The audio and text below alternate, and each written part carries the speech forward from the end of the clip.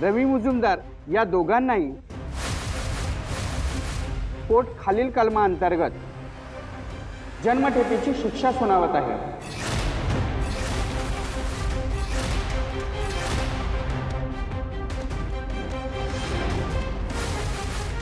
तसेच सिद्धिराज संपतराव गाडे पाटील यांना या अपघाताच्या गुन्ह्यातून निर्दोष मुक्त करण्यात येत आहे।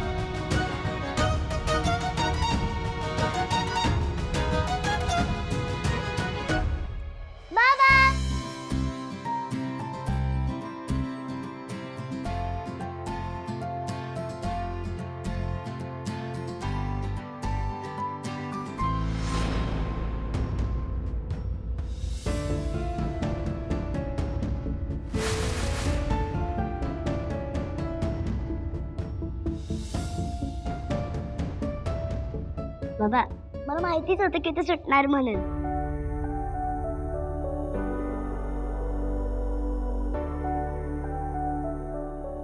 तू माझा स्टार आहेस। अरे ठीक आहे। अरे मी जेव्हा काय चांगलं करते ना तर मला माझे टीचर पण असे स्टार देते। पण तू माझा स्टार नाही आहे, मग तू माझा सुपरस्टार आहेस। तुला अजून एक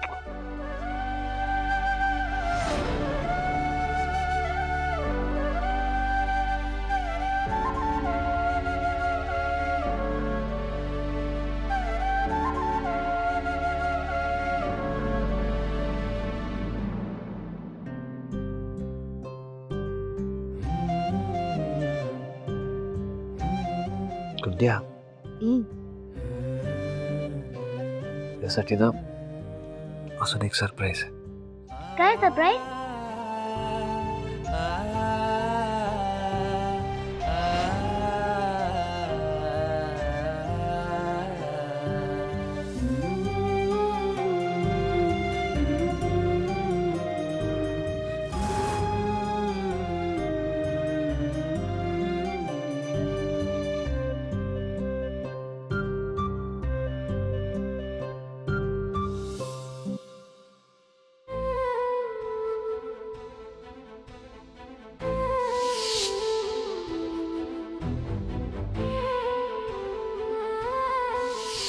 बाबा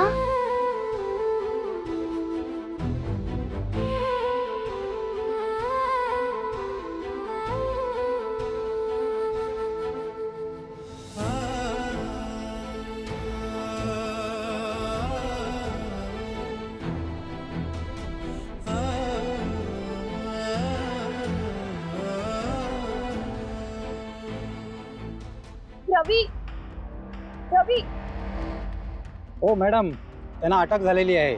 आता कोणालाही त्यांच्याशी बोलायचं असेल तर पोलीस स्टेशनला यावं लागेल। हे बघा मी बायको आहे त्याची। पोलीस स्टेशनला या, परवानगी घ्या आणि मग भेटा। सर प्लीज 2 मिनिटं मला बोलू दे त्याच्याशी। हो मी अजूनही शॉक मध्ये की तुम्ही त्याला अरेस्ट केलीये।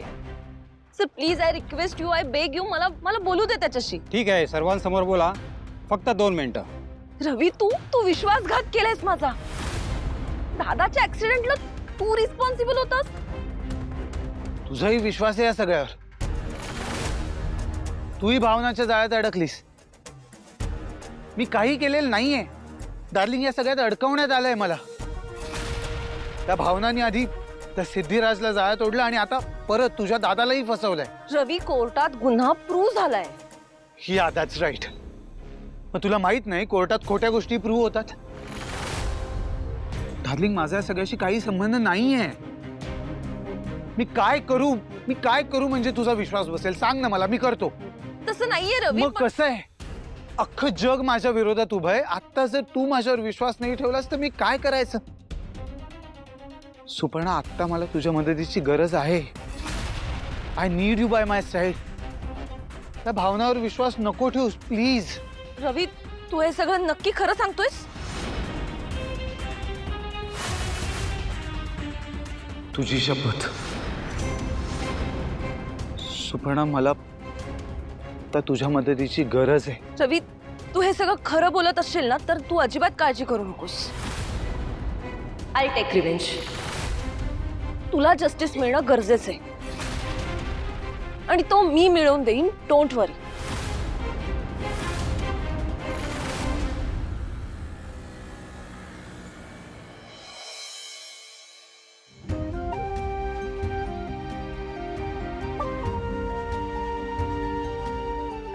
आज मला अनेक महिन्यानंतर इतकं बरं वाटलं.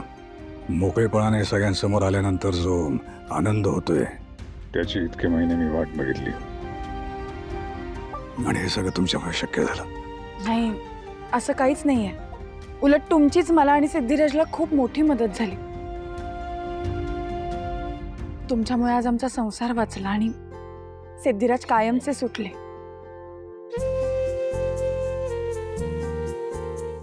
नाही भावना, माझ्या बाबतीत जे घडलं त्याच्यानंतर आनंदीला तुम्ही ज्या प्रकारे सांभाळलं ते खरंच म्हणजे मी भाग्यवान आहे असं मी समजेन. तुम्ही नसतात तर आनंदीचं काय झालं असतं याची कल्पनाही करत नाही. रवी आणि सुपर्णाच्या हातात आनंदीची जबाबदारी पडणं म्हणजे तिचं फ्युचर धोक्यात टाकण्यासारखं होतं. आनंदी, बाळा चल, आपल्याला घरी जायचं.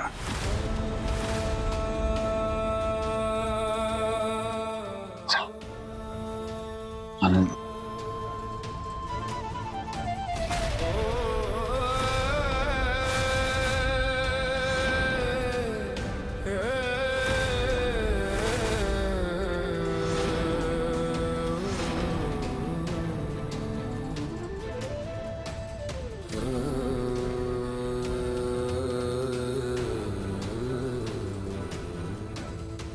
गोंड्या, तू आता घरी जा तुझ्या बाबांकडे.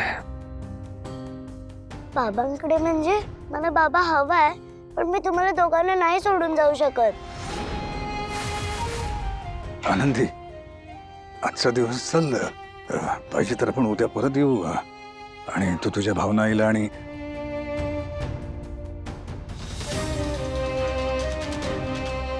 उद्या भेट त्यांना परत हवं तर. नाही, मी यांना सोडून कुठेही येणार नाही. आनंदी बाळा, बाबा आज खूप दिवसांनी भेटलेत ना तुला? हो, मला त्यांना भेटायचंय. मी हॉस्टेलवरून आत्ताच आलीये ना. मला तुम्हाला दोघांना पण भेटायचंय. थांब, मी बोलतो तिच्याशी.